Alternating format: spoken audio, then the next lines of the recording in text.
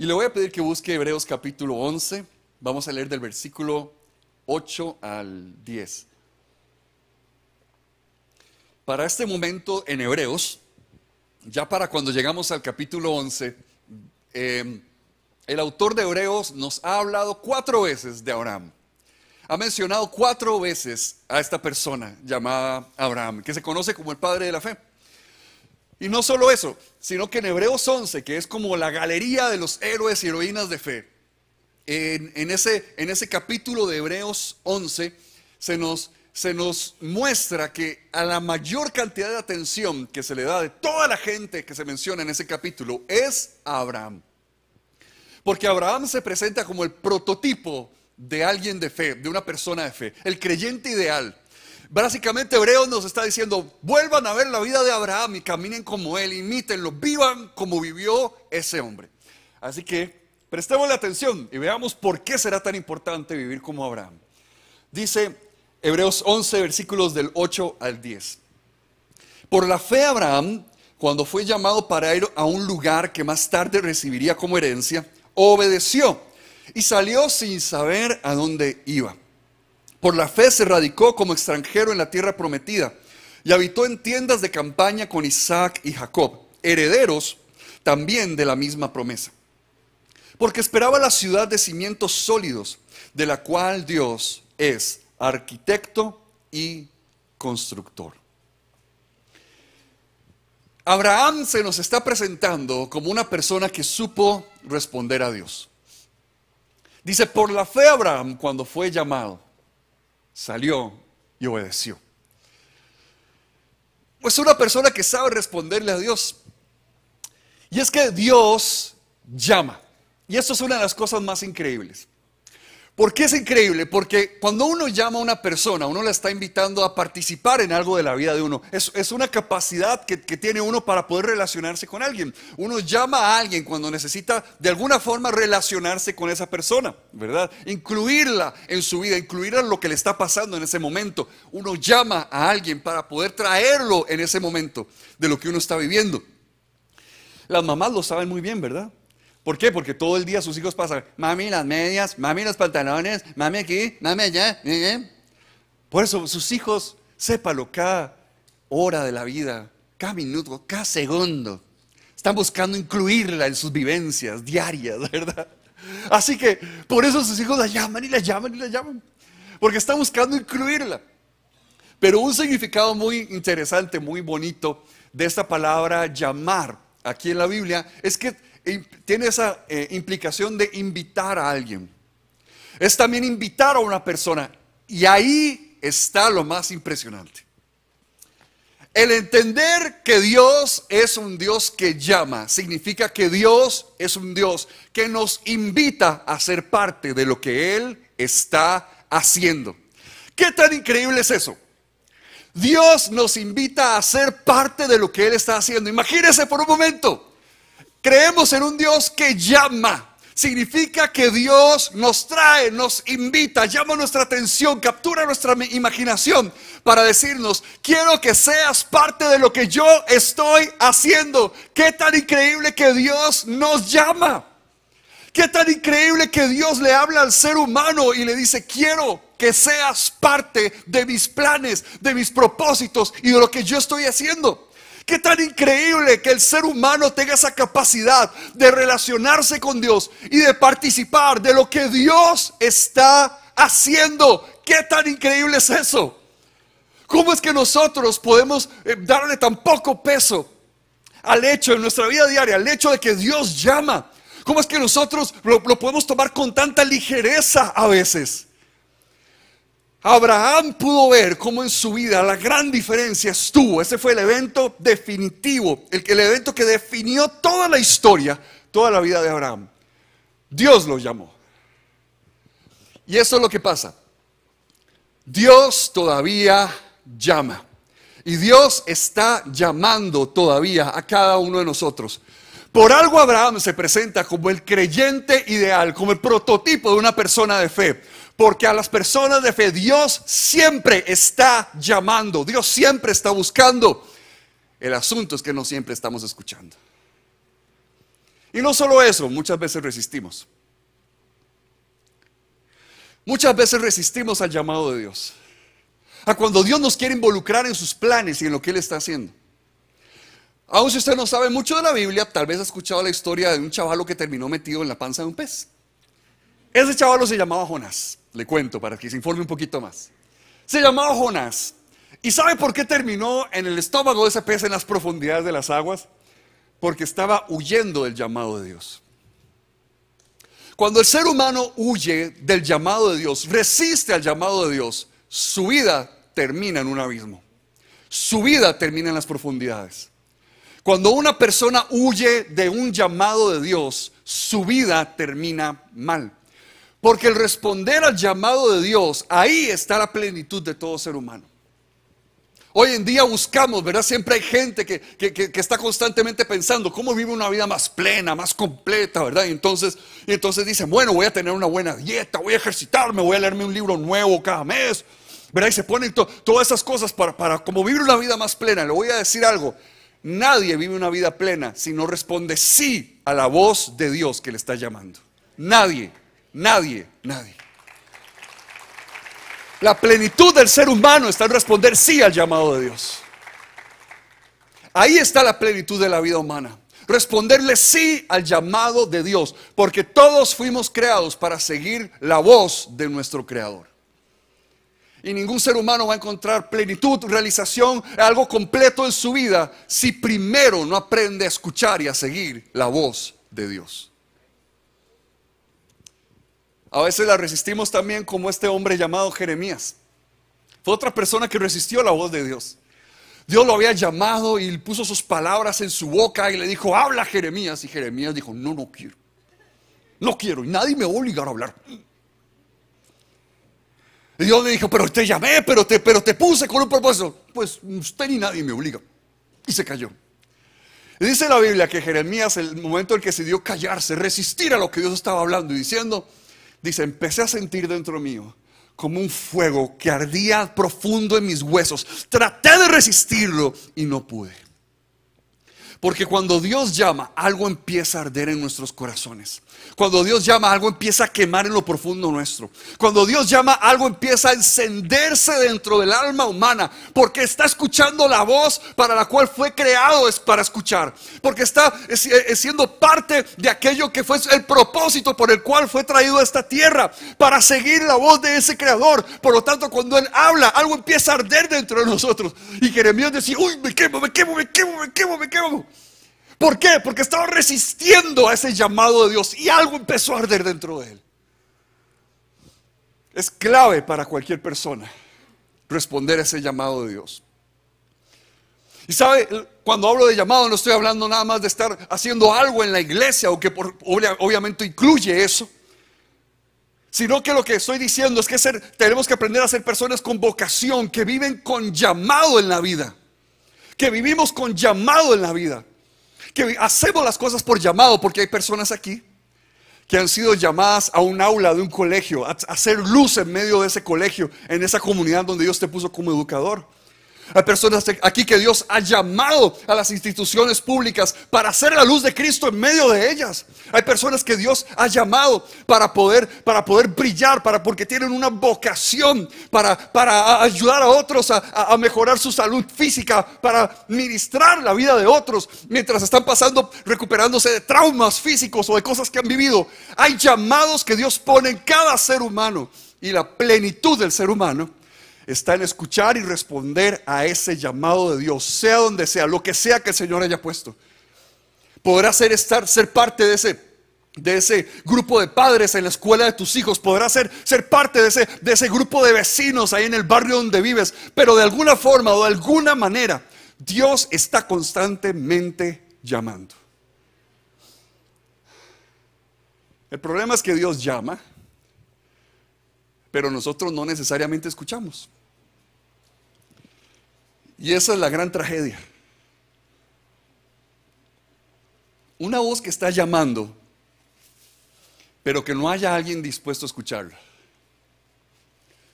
Lo que pasa es que nosotros vivimos demasiado ocupados, demasiado distraídos o demasiado entretenidos como para escuchar a Dios.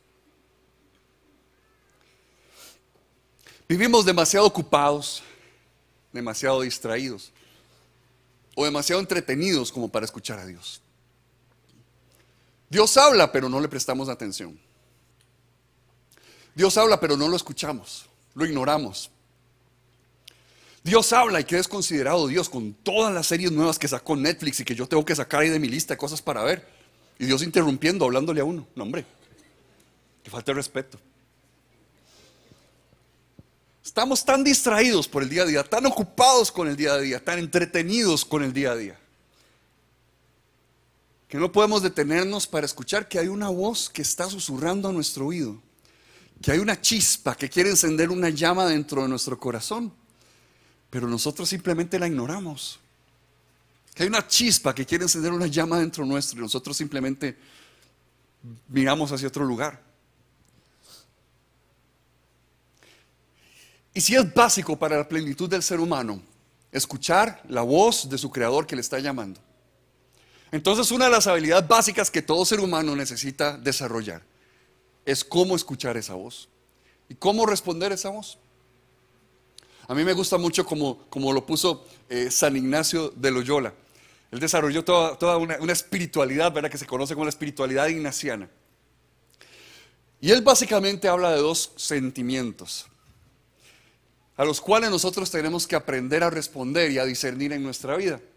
Y él dice que todo ser humano tiene que aprender a reconocer los sentimientos de desolación o de consolación. Y así les llamo sentimientos de desolación o de consolación. ¿Y a qué se refería con esto?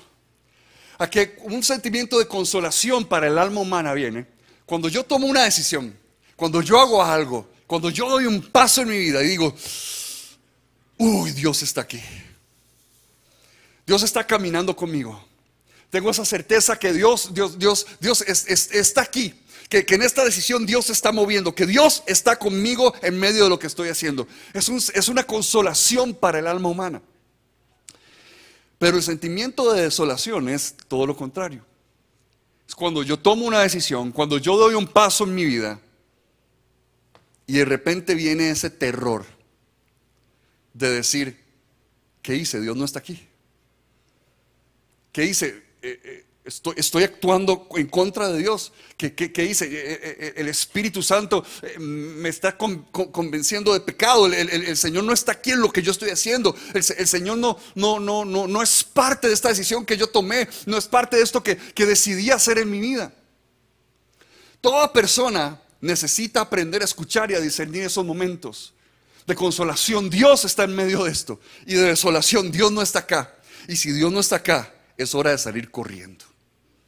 Si Dios no está acá, es hora de salir huyendo. Porque vivimos buscando constantemente esa presencia de Dios, cultivando esa presencia de Dios en nuestra vida. Yo les he contado en otras ocasiones cómo en un momento de mi vida, hace muchos años, yo tenía mis planes, ¿verdad? Cosas que yo quería hacer con mi vida. Y entonces yo quería ser músico. Y estaba estudiando hace muchos años, en ese momento, en la UCR, estaba en la Escuela de Bellas Artes. Y recuerdo que una vez, estando en una clase, llegaron a tocar la puerta. Y dijeron, es que la UCR está organizando un grupo para ir a presentar música costarricense, latinoamericana, en Europa, ¿verdad? Y yo, uy, qué bueno, me encantaría ser parte de un proyecto así, ¿verdad? Me encantaría ser parte de eso, ¿verdad? Yo ya empecé a soñar, ¿verdad? Despierto, así presentando toda Europa, los éxitos de Lencho Salazar, papá. O sea, ese tesoro nacional, ¿verdad? Yo me veía, ¿verdad?, ya siendo parte de eso, y llegué muy contento y le conté a mis papás. Y recuerdo que ellos me dijeron, espérate un toque, espérate un momento, todavía no tomes esa decisión. Y un tiempito después, unos meses después, no recuerdo exactamente cuánto fue, se presentó la oportunidad y pude ir y vivir solo un tiempo en Guatemala. Y sirviendo en una iglesia amiga, en Casa de Dios allá en Guate. Y mientras yo estaba ahí, en ese lugar, un día que estaba orando, yo no estaba ni en un congreso, ni en una prédica, ni en nada. O sea, yo estaba en mi cuarto solo orando. Y estando ahí solo, orando, recuerdo que Dios me habló. Yo nunca he escuchado a Dios hasta el día de hoy hablar audiblemente. No puedo decirle que he escuchado la voz de Dios, pero yo sé que Dios me habla porque hay una impresión muy fuerte que Él pone en mi corazón. Y así es como yo he aprendido a escuchar a Dios. Me he dado cuenta bueno, en mi vida nunca he escuchado esa voz audible, pero Dios sí me habla, porque hay cosas que Él pone profundo en el corazón y he aprendido a discernir eso. Y ese día estaba orando y el Señor me dijo: Esteban, te estoy llamando y hay algo más que tengo para vos que los planes que vos tenés hasta este momento. Así que, ¿qué vas a hacer? Y ese día yo me rendí delante de Dios y yo le dije: Señor, está bien, te entrego la guitarra. El Señor, lo pongo en tus manos, pongo todos mis planes en tus manos, que sea tu voluntad y no la mía. La vida de Abraham cambió para siempre el rumbo desde el momento en el cual le respondió que sí a Dios.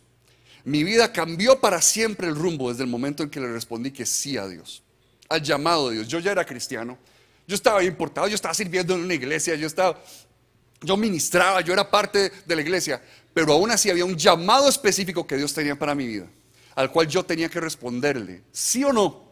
Y dependiendo de esa respuesta, mi vida iba a tomar forma. Y eso pasa con toda persona, con todo ser humano. Todos los que están acá, Dios les está llamando de una o de otra manera, porque Dios tiene planes para cada uno de nosotros. Su plan no necesariamente es, como mencionaba ahora, estar aquí haciendo algo en la iglesia a tiempo completo. Pero que Dios te ha llamado, Dios te ha llamado. Pero que Dios quiere hacer algo contigo, Dios quiere hacer algo contigo. Que Dios tiene un plan, un propósito que cumplir en tu vida, Dios lo va a hacer. Y dice Hebreos que por la fe, Abraham, cuando fue llamado, obedeció. Y ahí está la gran diferencia. Cuando hablamos de fe, todos nos imaginamos como muy románticamente, ¿verdad? O como muy heroicamente el ser atrevidos, ¿verdad? Y pensamos que la fe se trata de un gran atrevimiento increíble, ¿verdad? De que de repente nos volvemos personas súper atrevidas. Y pensando que la fe es eso, yo he visto a mucha gente hacer un montón de tonteras en su vida, ¿verdad? ¿Por qué? Porque piensan que simplemente es mandarse en el aire, ¿verdad? Y ver a ver qué pasa, y ya, y listo. Habrá momentos que sucede eso, pero no es por mandarse. Abraham nos enseña cómo es la fe. Dice, por la fe obedeció. ¿Quiere conocer a una persona de fe? Busque a una persona que sepa obedecer a Dios. Esa es una persona de fe. Yo estoy seguro que si hablamos con Abraham y le preguntáramos, hey, ¿cómo te hiciste tan atrevido? Probablemente él respondería, la verdad yo no soy atrevido. Probablemente respondería, lo que soy es obediente a Dios. Si Dios habla, yo digo, sí, Señor, aquí estoy. Eso es fe. Eso es fe. La obediencia para el ojo inexperto parece atrevimiento. Pero si ves más profundo, es un corazón rendido a Dios. Es un corazón obediente. Y este es un año donde Dios te está llamando a crecer, a desarrollarte, a sacar el músculo de la obediencia. Este es un año donde vas a crecer, donde vas a alcanzar nuevas cosas, perfecto, buenísimo. Pero lo vas a hacer obedeciendo a Dios como nunca antes lo has obedecido. Porque esa es una vida de fe que sigue a Dios. Esa es la vida que responde al llamado de Dios. Una vida en obediencia a Él. Y vemos la expectativa de Abraham. Porque entonces se nos dice, ¿por qué hizo todo esto? ¿Por qué vivió de esa forma? ¿Por qué caminó de esa manera Abraham? Dice el versículo 10. Porque esperaba la ciudad de cimientos sólidos, de la cual Dios es arquitecto y constructor. Esperaba la ciudad de cimientos sólidos. Y esa es la pregunta, ¿qué es lo que estamos esperando nosotros? ¿Qué es lo que estamos esperando? ¿Qué es lo que yo espero en mi vida? ¿Qué es lo que veo delante mío? El esperar es la marca de una persona de fe. Una persona de fe es alguien que constantemente vive esperando. Dios va a hacer algo. Dios se va a mover. Dios va a hablarle a alguien. Dios va a hacer algo y yo quiero ser parte de eso. Eso es ser una persona de fe. Alguien que constantemente está a la expectativa de que Dios va a hacer algo, porque Dios siempre se está moviendo. Amén. Y una persona de fe tiene esa expectativa en su corazón. Dios se va a mover, Dios va a hacer algo. Yo sé que aunque yo no esté viendo algo, Dios se va a mover, Dios va a hacer algo. Hay una expectativa. La pregunta es, ¿qué es lo que estamos esperando? Porque en la historia de Abraham siempre hablamos de Canaán, de esa tierra que Dios le prometió. Pero en Hebreos se nos da una visión más profunda del corazón de Abraham. Y se nos dice, Abraham no estaba viendo simplemente la tierra que se le estaba prometiendo. Porque no dice, porque esperaba Canaán. No, dice, porque esperaba la ciudad que Dios estaba construyendo. Y ahí está el asunto. Qué lindo tener metas y propósitos. Y toda persona debería sentarse y hacerlos. Planes, propósitos, metas. Pero vea, papi, mucha metica, mucho propósito, muy poco llamado. Y ese es el problema del mundo, de la iglesia con la que el mundo se está encontrando el día de hoy. Le frustra al mundo encontrarse con esa iglesia. Es una iglesia que tiene planes muy bonitos, propósitos muy bonitos, pero es una iglesia que lo que debería vivir no es por sus metas o propósitos, sino por su llamado. Discípulos de Jesús, que claro, se hacen metas, que claro, planean, que claro, organizan, que claro, proyectan, buenísimo.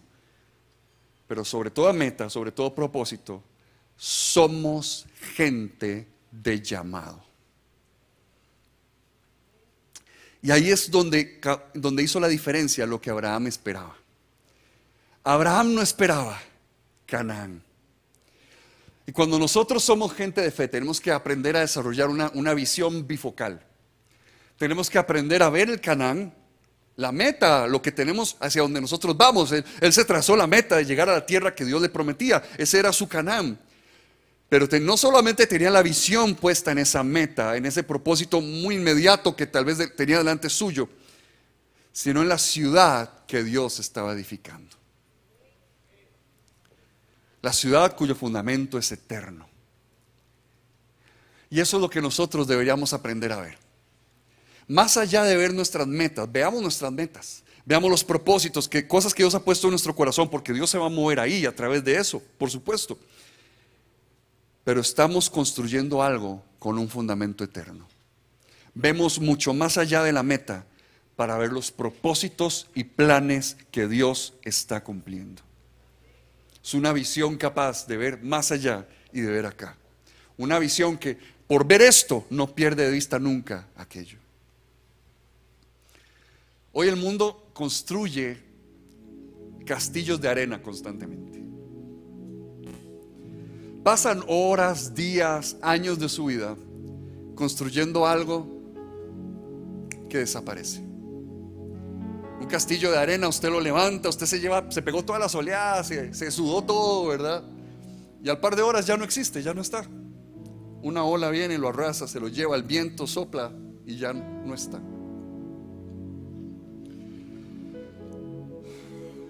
El problema es cuando hay personas que construyen castillos de arena en su vida, con sus propias vidas. Ese es el problema.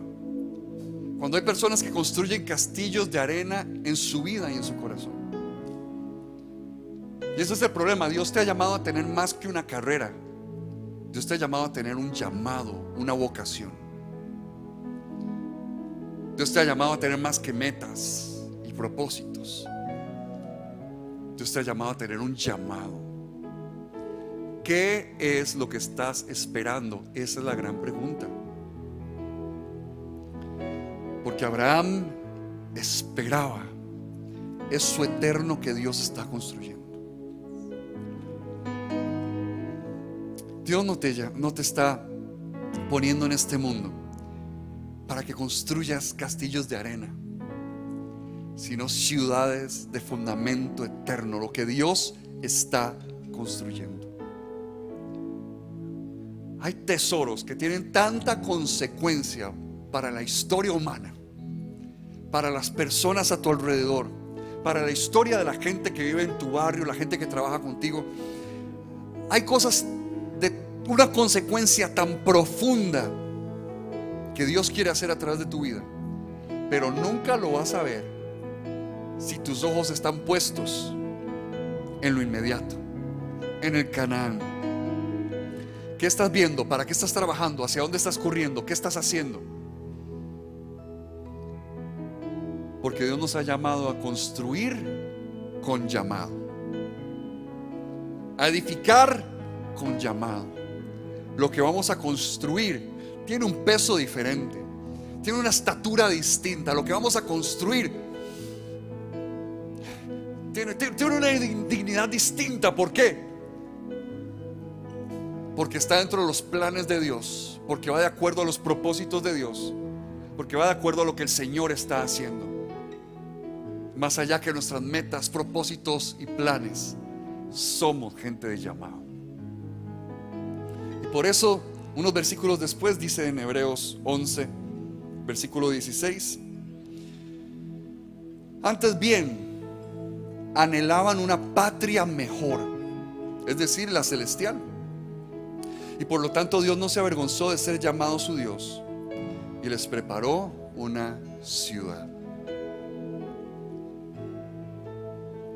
Construyamos con Dios, construyamos con llamado, construyamos con llamado. Pongámonos de pie.